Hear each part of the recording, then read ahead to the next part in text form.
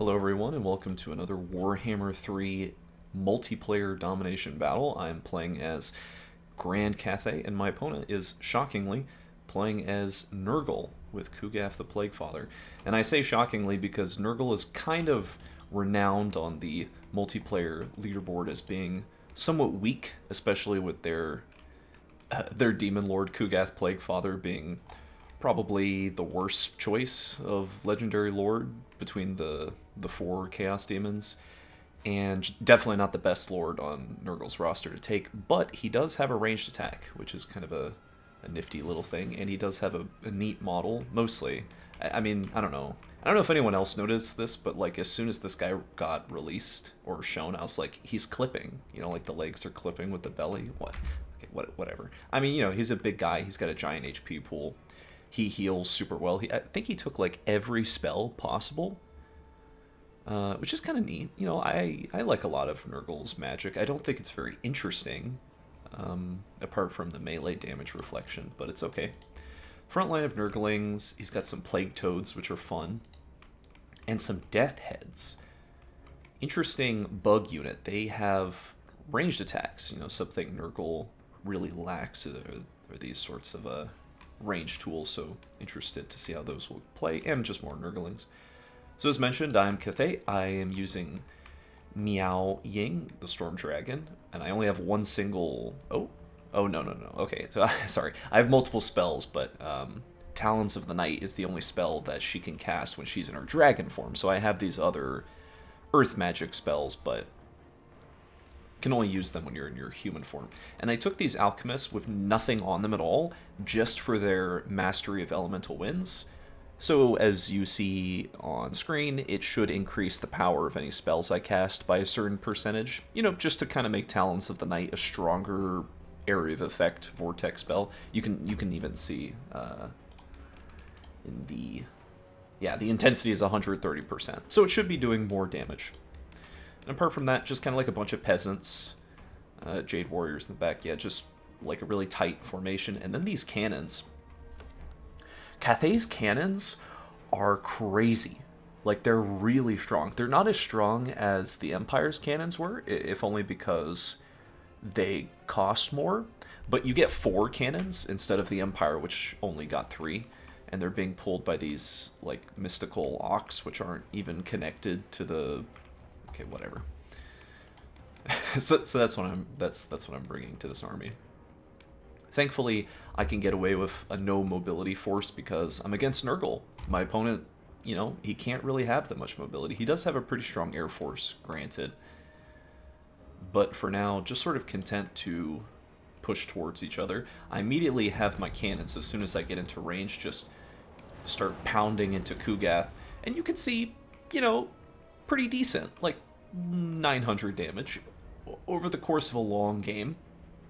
That'll add up. So he pushes some Nurglings over here to the 3rd position, and I have some peasant horsemen.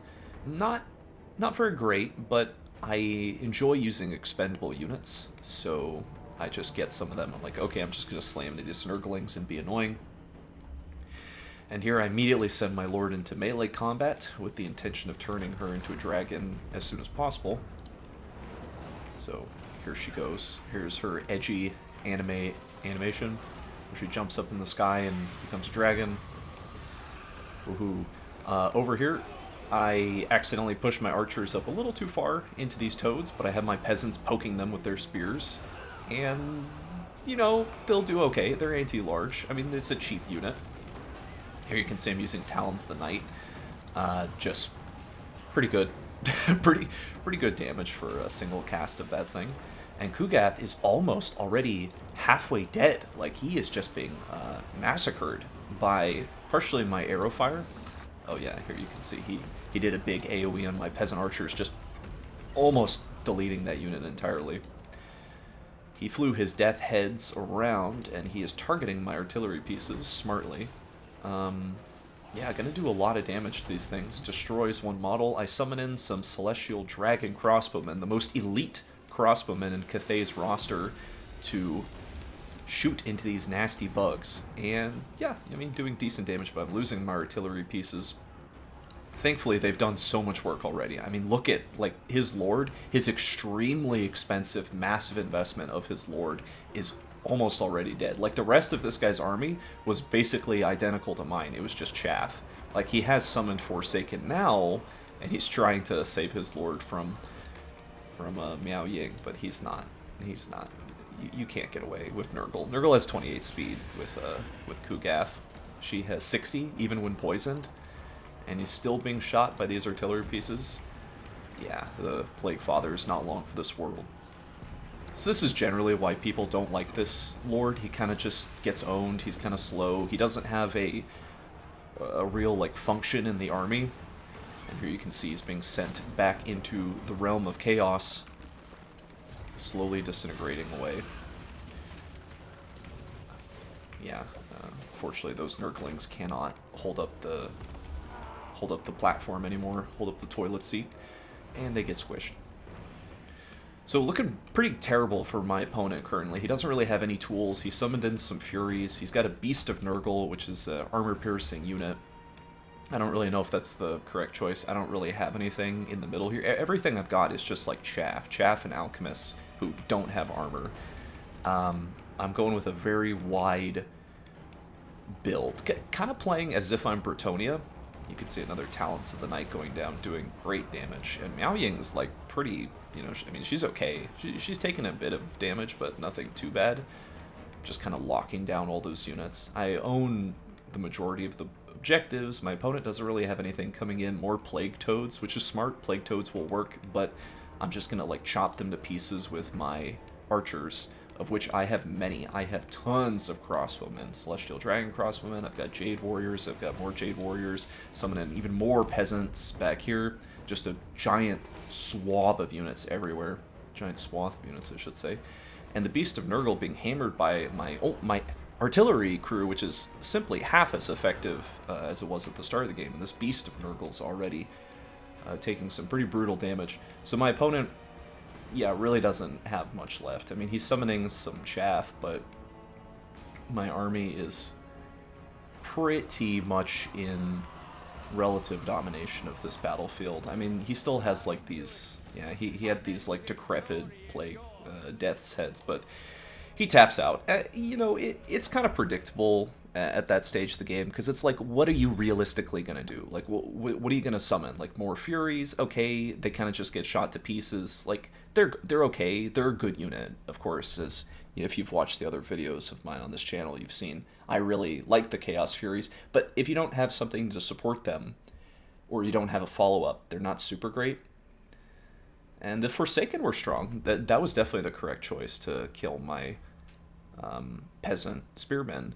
But yeah, Miao Ying, she didn't pay for herself, but she still had a lot of HP to commit. And Kugaf just got owned. Like, yeah, this guy didn't do anything. He threw some, like, dirty detritus, we'll say, at his opponents, and that's, you know, that's all. Kind of just, like, got blasted into the Shadow Realm by these Grand Cannons. Crazy effective. Super good against Nurgle with single target entities. I think this cannon unit from Cathay is crazy strong. I've also seen it's super effective against ogres. So if any of you are playing online against the Ogre Kingdoms, getting annihilated by Iron Blasters, this cannon is a super strong counter against the Iron Blaster. Very effective against it. And yeah, these peasants, they did great. The horsemen were fine. I can't really tell the value of the alchemist because it's more like a specialty supporting unit. So, you know, I never got to deploy my Terracotta Sentinels, but I don't really feel like I needed to. Like, look at how much value these guys got, and they had just entered the battlefield. Like, they did not really have that much time to fire at my enemies. So yeah, playing as Nurgle's tough. It's a tricky faction to play as. It's a little too one-dimensional. Yeah, Creative Assembly just did not really give them enough tools to even be... I mean, they're kind of like a tutorial faction. That is to say, like a gray bandit rebellion nation that you fight against. They're not really a fully fleshed out roster. Just kind of like... Yeah, I mean, it would be like... playing Warcraft 3 as the Naga, but no further assets are added to the game. You know, so it's not really complete. It's not really competitive. Anyway, just wanted to put a Cathay game on the channel because I do like their playstyle. If nothing else, I think their playstyle is cool. It reminds me of playing the Empire or Bretonnia, which is those are the two I really liked in Warhammer 1. Anyway, that's the end of this video. Thanks for watching.